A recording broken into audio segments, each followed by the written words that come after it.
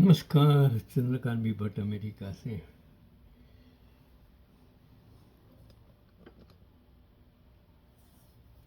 मित्रों, ये दुनिया अजब खबर गजब दुनिया है।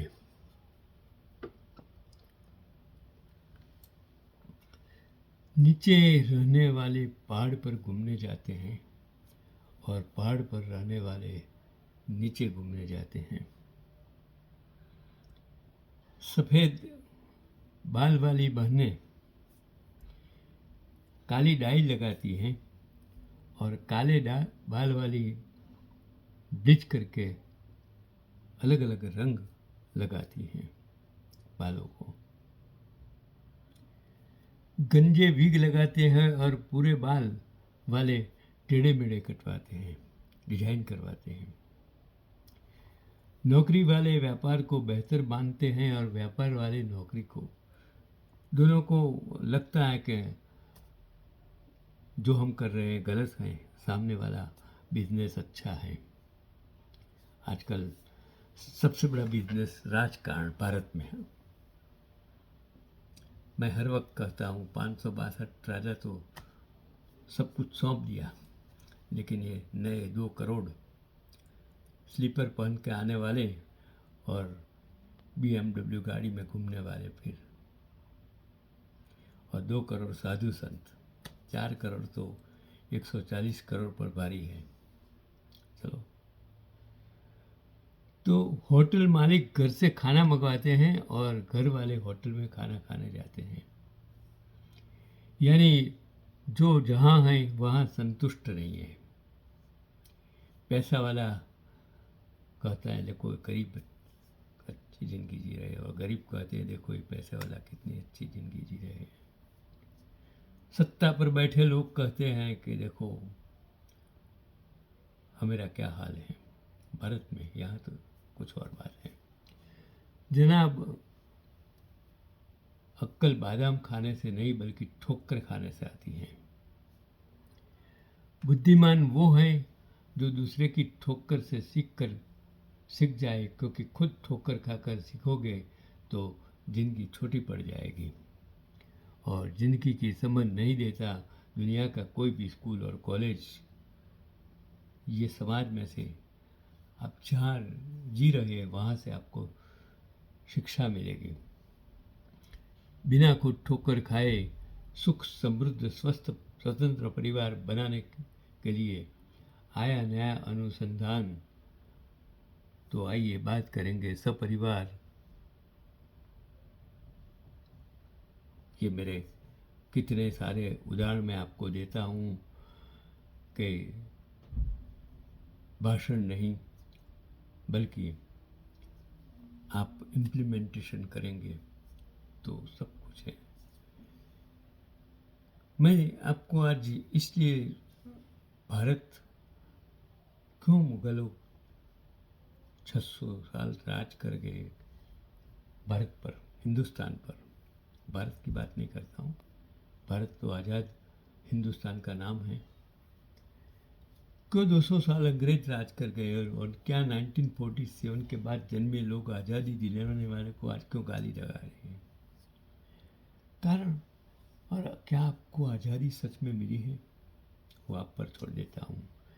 कि अमर शहीद तात्या टोपे जी जब वे ब्रिटिश गिरफ्त में थे तो किसी अंग्रेज छायाकार ने उनकी एक तस्वीर ली थी, वो मैंने फेसबुक पर देखी। तो 1858 में झांसी की रानी के शहीद हो जाने के बाद तात्या टोपे ग्वालियर के से गायब हो गए, जिसके बाद अंग्रेजों ने उन पर 10,000 के इनाम की घोषणा कर दी। तात्या टोपे छिप छिप कर भी अंग्रेजों के खिलाफ अपनी लड़ाई जारी रखे हुए थे। इस बीच में वे आदिवासियों के बीच भी रहे। देखो, राजा उस जमाने में आप समझेंगे कि महलों में रहते थे, ऐसा नहीं है। उसको भी युद्ध करना पड़ता था, उसको लोगों की तकलीफें भी सुननी पड़ती थी, राज की भी करना, सब कुछ सहन करना पड़ता था। आज के राजाओं को कुछ नहीं है। वो सिर्फ भाषणबाजी करते हैं। तो इसी बीच जब तात्या टोपे ग्वालियर के पास शिवपुरी के जंगल में थे तो उनकी मुलाकात नरवर के राजा मानसिंह से हुई, जहाँ दोनों की दोस्ती हुई और मानसिंह ने तात्या टोपे की खूब खातिरदारी की। तात्या टोपे ने उन पर विश्वास किया, पर मानसिंह ने उसके बारे में अंग्रेजों को सूचना दे दी। यही दोस्ती, यही राजा लोग। इस राजा को लोग अगर इकट्ठे हो जाते, 1947 के बाद इकट्ठे हुए, उसके पहले इकट्ठे हो जाते तो भारत आज़ाद पहले ही हो जाता। जिस पर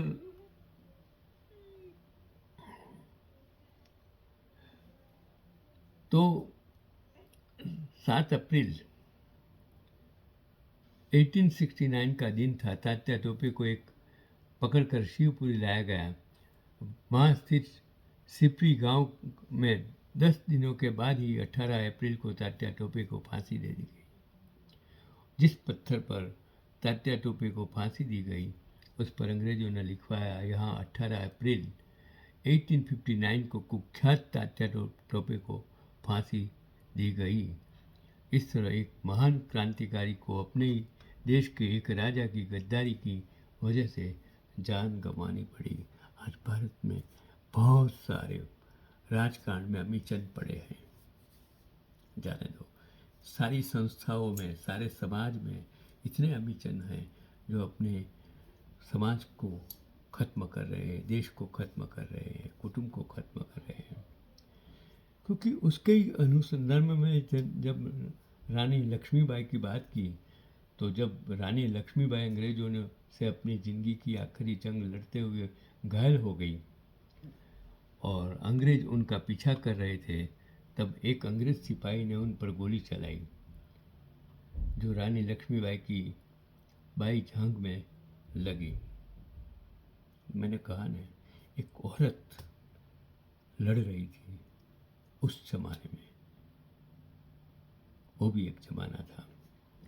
इस समय रानी के दोनों हाथों में तलवारें थी, लेकिन गोली लगने के बाद जब संभलना मुश्किल हुआ तो उन्होंने बाएं हाथ की तलवार फेंक दी और लगाम पकड़ी, क्योंकि उस टाइम घोड़ाई साधन साहित्य का आज की तरह कुछ नहीं था, कम्युनिकेशन नहीं था, मतलब ट्रांसपोर्टेशन नहीं था, कुछ नहीं था, टेक्नोलॉजी नहीं थी। गोली चलाने वाले अंग्रेज को रानी ने दाएं हाथ की तलवार से ढेर कर दिया। इसी समय एक और अंग्रेज ने तलवार से रानी लक्ष्मीबाई के सिर पर प्रहार किया, जिससे रानी के सिर का एक हिस्सा कट गया और दाई आंख बाहर आ गई। ऐसी परिस्थिति में भी रानी ने उस अंग्रेज का कंधा काट दिया।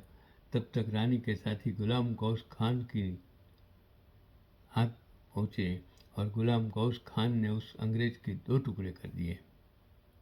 फिर रानी लक्ष्मीबाई वीरगति को प्राप्त हुई और उनके अंतिम संस्कार के समय वहाँ गुलाम गौस खान, रघुनाथ देशमुख व बालक दामोदर राय थे। हम आज भारत में हिंदुओं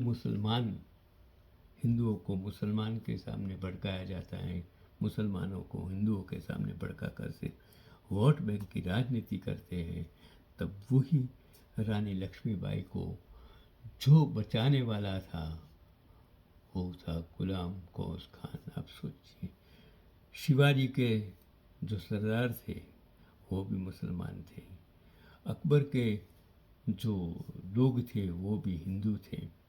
वो एक वक्त था, एक दूसरे पर विश्वास था।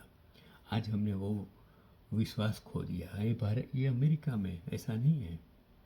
भारत की इस दशक में जो दशा कर दी है, कौमवाद फैला दिया है, वो भारत के लिए एक कलंक है, एक जहर है। शायद इस आज़ादी के लिए, लोकशाही के लिए एक खतरा हो सकता है कि रानी लक्ष्मीबाई के अंतिम समय का जो वर्णन वृंदावन लाल वर्मा ने किया और वृंदालाल वर्मा के परदादा झांसी के दीवान आनंद राय थे, जिन्होंने रानी लक्ष्मीबाई का साथ देते हुए वीरगति पाई। इस अंतिम समय के बारे में वृंदावन लाल को उनकी परदादी ने बताया। उस समय वृंदावन लाल की उम्र 10 साल की थी। इतिहास के पन्ने में जो भी लिखा है, उस वक्त नो कम्युनिकेशन, नो ट्रांसपोर्टेशन, इस परिस्थिति में हमारे सामने देशभक्ति सबसे बड़ी चीज़ थी, वफादारी सबसे बड़ी चीज़ थी। लेकिन जो लोग बेवफा थे, वो अपने ही लोगों के साथ बेवफा करते, देश को, कुटुंब को, समाज को किस तरह बर्बाद करते हैं। यही आज का पैगाम है। ईमानदारी से जिए। आज की परिस्थिति में भारत में सबसे बड़ी चीज़ जो महत्व की है वो बेरोजगारी है, महंगाई है। अच्छी, सस्ती, मुफ्त शिक्षा और स्वास्थ्य व्यवस्था है, वो हमने ख़त्म कर दी है। वो विषय ही, सब्जेक्ट ही नहीं रहा। अब सिर्फ यही सब्जेक्ट रहा। वोट बैंक और मीडिया बिक चुकी है, सब तंत्र बिक चुका है, लोग बिक चुके हैं, लोगों का मानस बिक चुका है। हम गुलामी के दौर में जा रहे हैं। उसे किस तरह बचना, वो मैं 140 करोड़ की प्रजा पर छोड़ देता हूँ। यही आज का पैगाम।